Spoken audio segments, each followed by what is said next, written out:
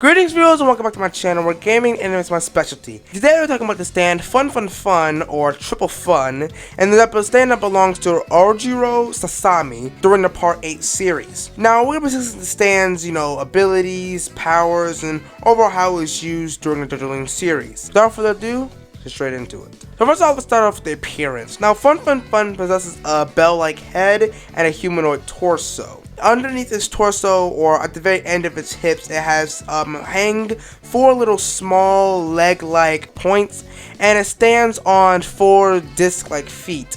And the bottom of the disc kind of resembles that of a stethoscope, or like the hearing part of a stethoscope that doctors use, which makes sense because he has to rely on sound as a sensory type element for his ability, but I'll get into more explanation to that in a minute. His chest has the symbol of a Q, which also correlates to his ability, and also has 2 tiny Qs near its collarbone area. But that's all for the appearance. Let's go on to the abilities. So Fun Fun Fun is a close range, non-power type, non-humanoid type stand. Now Fun Fun Fun has gives of a reputation for being one of the most difficult or almost useless stands in JoJo, simply for the fact that it's so difficult and so situational for its ability to take effect. The stand has no physical abilities whatsoever, so it's unsuitable for direct hand-to-hand combat. As I said before, it's difficult to set up. It usually means that Ojiro would try to use his ability as a trap to try and take control of his enemies.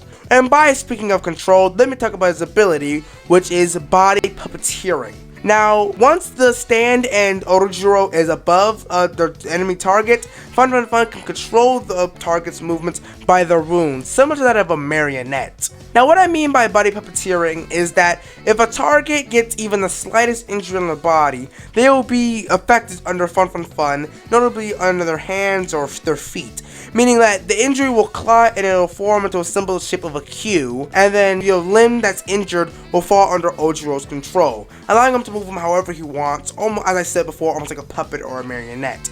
This ability reminds me a lot of the Justice from Star Wars Crusaders, how if you got a cut through your hand or any part of your body, then a hole would appear, and then Justice can slip the wind through and control you like a puppet. Now, if a target gets 4 marks on 4 of their limbs, the victim will be completely under Ojiro's control. However, if a victim can still freely talk and move unmarked parts of their bodies, like their shoulders or their knees. And if one of their hands do get a mark, they can still move around unless Ojiro is actively controlling them.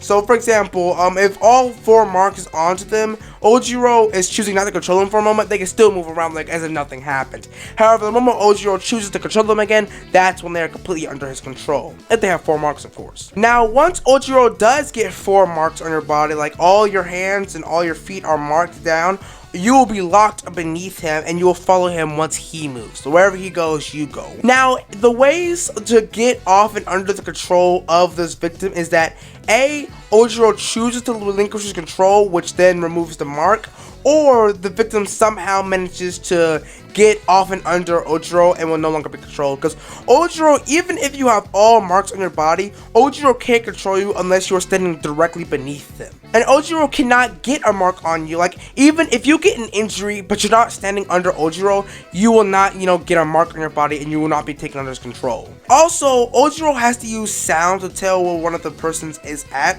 because he can't see through walls, of course, and his stand does not have any eyes for him to see through walls using the stand, so he has to use sound around, which was why I said his stethoscope like feet. That's how he uses it to use sound around, so he can try and determine where his targets are located, and therefore he can stand underneath them once they get injured.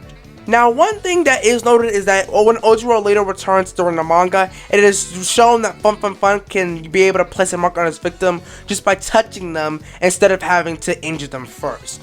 Yeah, but that's all for Fun Fun Fun's abilities. The stand itself, as I said, has a big reputation for being not confusing. It's not a confusing stand.